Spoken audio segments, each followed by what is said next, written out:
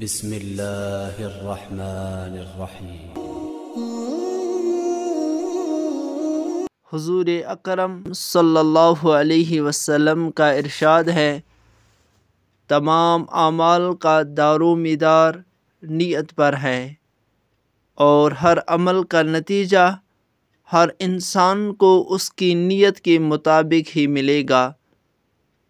پس جس کی ہجرت دولت دنیا حاصل کرنے کے لیے ہو یا کسی عورت سے شادی کی غرض ہو، پس اس کی ہجرت انہی چیزوں کے لیے ہوگی جن کے حاصل کرنے کی نیت سے اس نے ہجرت کی ہیں۔